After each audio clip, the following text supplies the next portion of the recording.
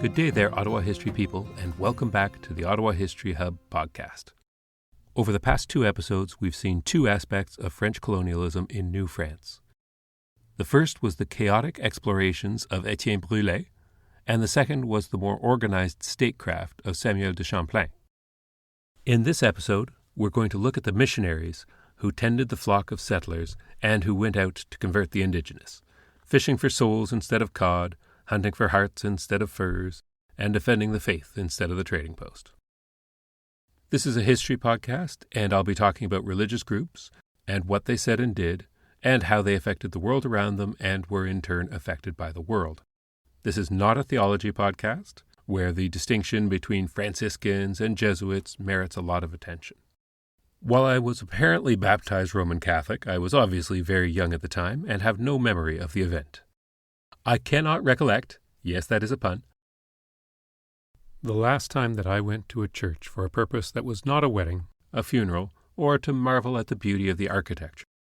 There are points where a brief summary of theology is important, but if you're looking for a deep dive into 7th century sectarianism, you'll be sorely disappointed here.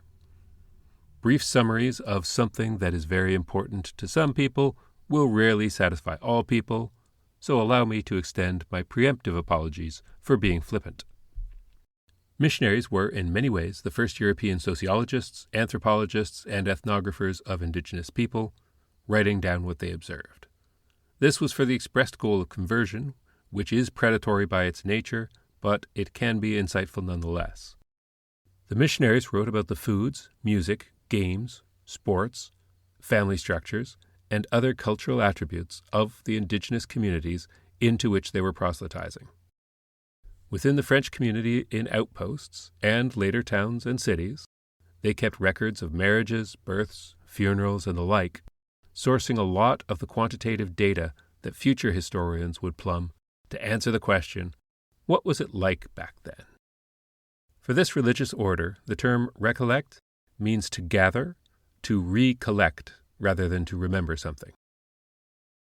The Franciscan Recollect order, Recollects in French, had its start in Spain in the late 1500s, expanding into France shortly thereafter, and having a presence in Tulle, Nevers, Limoges, and Paris by 1603. They began as an autonomous order within the Franciscan tradition, taking vows of poverty and the simple life in the tradition of Francis of Assisi. The Recollects were independent until 1897, when they were amalgamated directly into the Order of Friars Minor, which I'll simply refer to as the Franciscans going forward.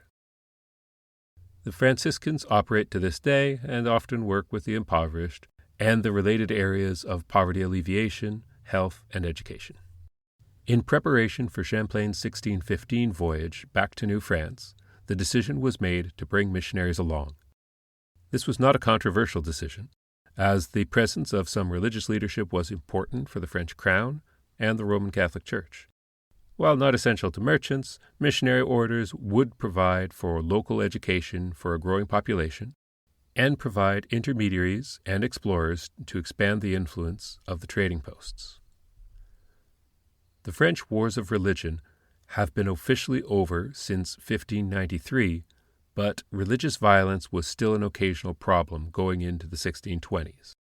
The Catholic king, Henry IV, had tried to balance the peace between Catholics and Protestants after 1593, but was assassinated in Paris in 1610 by an overly strident Catholic co-religionist, to be succeeded by Louis XIII. This violence was a fact of life in France at the time, and practical elements in the government sought to maintain peace between the communities, but there would always be pressure to ensure religious conformity, so as not to require a balancing act forever. The thought of government was that this sure would be a lot easier if everyone was just the same religion, with that religion, of course, being a version of Catholicism that would preferably look to Paris rather than Rome. Sieur Louis Huel, secretary to Louis XIII and friend to Samuel de Champlain, brought the subject to Champlain. Huel recommended to the Quebec overseer that he enlist the Recollects to accompany him to New France, to aid in the colonization of the continent. The Recollects had a history of success in Spanish and Portuguese territories in southern and Central America, as well as Japan. The Jesuit order had been enlisted to assist with the religious affairs in Acadia, but fell apart there a year earlier in 1613. Additionally, the vows of poverty made the Recollects relatively inexpensive to maintain, unlike the Jesuits and Benedictines, who had a reputation for being more expensive due to their involvement in politics and particularly the arts. As the Church Fathers noted, cash rules everything around me, dollar bills, yo.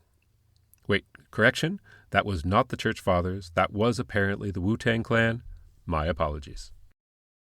In 1615, 4 Recollet missionaries joined Samuel de Champlain on his voyage to New France. They landed at Tadoussac, where the Saguenay River meets the open St. Lawrence, and then proceeded further up the St. Lawrence to the place where the river narrows, Quebec. By this point, Quebec was no longer the trading post with a population of 9 survivors from its first Canadian winter from 7 years ago, but was developing into a proper town. The term Quebec City would still be a stretch for a while yet. One of the conditions for the Crown's support of the Recollet mission financially was that they would minister to the French settlers in addition to missionary responsibilities among the indigenous inhabitants of the region. There was an opportunity to accomplish both of these tasks at once, as the 3 main colonies in 1615, being Tadoussac, Quebec, and Trois-Rivières, were attracting Montagnais Innu and Algonquin settlers as well, eager to learn European techniques and technologies of farming, which were demonstrably high yield. These indigenous settlers would live nearby the French outposts and act as intermediaries between the French colonists and Odawa and Wendat traders coming from upriver. To this day, there are reserves or traditional unceded indigenous territories right next to many older communities in the province of Quebec. The missionaries did not have to travel far and did not need to speak fluent Anishinaabe-Moan or Wyandot in order to begin their work. It was a great situation all around for the missionaries. The Recollects were enthusiastic to promote a more Christian lifestyle among both French and indigenous communities, and were keen to promote intermarriage between the two populations. The complete lack of female French members of the colony at this point made it a necessity. On a practical level of social cohesion, married men were less likely to start alcohol-fueled knife fights over a long winter's isolation than their single neighbors were. Women were typically more likely to preserve religious sentiment than men, still are among many faith communities, and were more likely to pass down these sentiments to their children than the men of the day, who were still a long way away from the active parenting mores of today. The 4 missionaries that accompanied Samuel de Champlain then divided the New World betwixt them. Jean d'Olbeau was given responsibility for the north shore of the St. Lawrence, for ministering to the Montagnais Innu and the Saguenay north of Tadoussac. Pacifique Duplessis would remain in the Quebec colony, helping to establish a seat for the church in the new land. Denis Jamet would be a one-man flying squad who would attend all the communities between Trois-Rivières and Quebec. And finally, Joseph Le Caron would be tasked with the quest of going up the Ottawa River to the lands of the Wendat in the Great Lakes. Le Caron would make it to Huronia for his first winter, taking the Ottawa River as far as Mattawa Fork, up the Mattawa to Lake Nipissing, and then up the French River to Georgian Bay. Father Le Caron would be the second confirmed Frenchman to make the trip, after Etienne Brûlé, but before Samuel de Champlain. Nicolas Vigneault's trip from our last episode cannot definitively be attested at this time. These local missions to the indigenous neighborhoods along the St. Lawrence and across Huronia produced lots of contacts for fur traders and government officials, but they also produced some very important resources for French colonialism. They produced Christian children, educated from a young age by the missionaries. They could read and write, speak French and their native language, and plant the seeds of a cultural change that had been planned in Paris to create a new French-speaking, Catholicism-practicing population that would be allied with the French crown. This technique of creating a local class of French-educated and allied leadership, as opposed to building a local settler replacement population, is a part of the model that distinguished French colonialism from English colonialism. It would continue in various forms for centuries and across different continents. Another significant Recollect was Gabriel Sagard, who traveled the Ottawa River to join Le Caron in 1623. He brought with him a French house cat to present to his Wendat hosts, who had never seen such a beast, like a miniature cougar that would live amongst the villagers. He would return to Quebec the following year, but not before spending his winter at Saint-Marie among the Hurons, where he compiled the first wide-ranging Latin Wyandot dictionary and recording his observations about the Wendat. He did this with the help of Le Caron and Etienne Brulé. This would become mandatory reading for aspiring missionaries into the New World. How much of his observations were transferable from the Georgian Bay Wendat to all indigenous people is a difficult question, but the notes still exist and certainly give insight into a 17th century missionary's experience. Sagard described versions of stickball, lacrosse, snowshoes, and devoted an entire chapter of his notes to music. Champlain, and even Jacques Cartier, 90 years earlier, had noted the inclination of the Algonquin and the Montagnais Innu to music. Paul Lejeune, a Jesuit missionary living among the Haudenosaunee, slightly later in the 1630s, also wrote of his hosts' musical proclivities. Sagard's writing really emphasizes that music, at least among the Wendat hosts, was not something casual, but an integral aspect of daily life. The chapter was entitled Des danses, chansons et autres cérémonies ridicules de nos Hurons, or The Dances, Songs, and Other Ridiculous Ceremonies of Our Hurons. This was a condescending title, and much of his work follows that line. He was a condescending man who traveled with a cat and was sent home as soon as the snows melted. This doesn't mean that he should be written off as a racist or as a product of his time, but just that his words should be taken with an understanding of the human context. Sagard insisted the Wendat liked Christian music. He catalogued that one must also train oneself to good humor and present a cheerful appearance of modest satisfaction, and sing hymns and sometimes spiritual songs, both for one's own comfort and relief from toil, and for the edification of the savages, who take particular delight in hearing sung the praises of God rather than the profane ditties, to which I have sometimes seen them show impugnance. This was a much more positive impression than that held by Paul de Jeune, who spent 7 years among the Haudenosaunee. He observed that the savages are great singers. They sing, as do most nations of the earth, for recreation and devotion, which for them means superstition. The tunes which they sing for pleasure are usually grave and heavy. It seems to me that occasionally they sing something gay, especially the girls, but for the most part their songs are heavy, so to speak, somber and unpleasant. They do not know what it is to combine chords or compose a sweet harmony. They use few words in singing, varying the tones and not the words. They say that we imitate the warbling of birds in our tunes, which they do not disapprove, as they nearly all take pleasure in both singing and hearing others sing.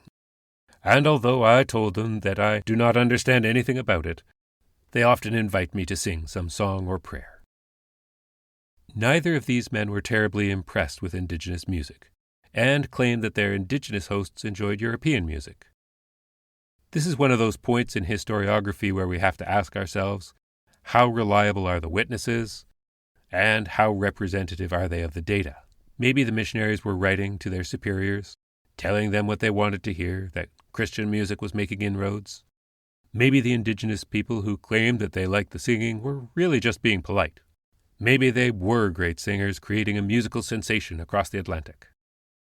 These are things that are hard to answer when you have a very limited data set. There is, however, a great deal of evidence that liturgical music was considered very important in the public diplomacy and conversion process for missionaries. As you may recall from our discussion of Etienne Brulé and Samuel de Champlain, in 1629 to 1632, as part of one of the many Anglo-French wars, Quebec was occupied by Englishman David Kirke, privateer and future governor of Newfoundland. The pirate expelled the Recollects and Jesuits from New France. When the French crown regained control of the city and the colony, and Champlain was reinstated, 2 years after the peace treaty, the Kirke brothers simply decided not to leave, regardless of what Paris and London said. You might think that this would mean a return to office for the Recollects alongside Champlain, but that would not be the case. The French Minister of State, the Grand Master of Navigation of France, the Governor of Brittany, the Red Eminence, Cardinal Richelieu himself, had no interest in letting the Jesuits or the Recollects return to New France. This was out of an intent to promote his own religious authority throughout the lands of the French crown.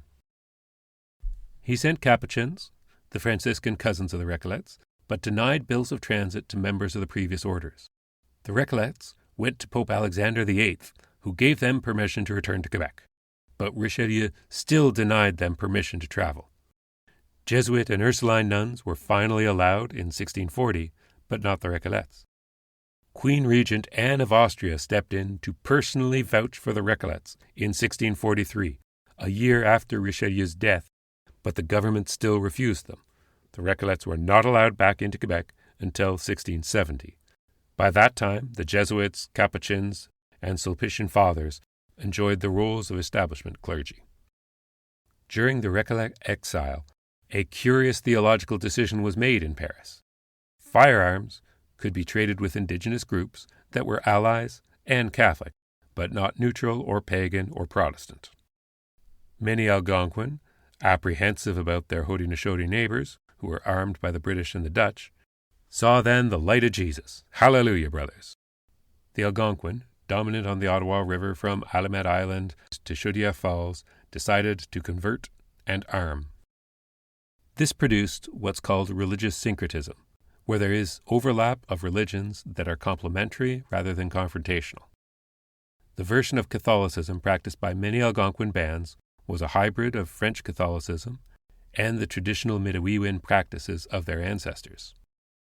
This still is pervasive today. That was fine at the beginning, but then more and more Christian Algonquin decided to live among their French co-religionists.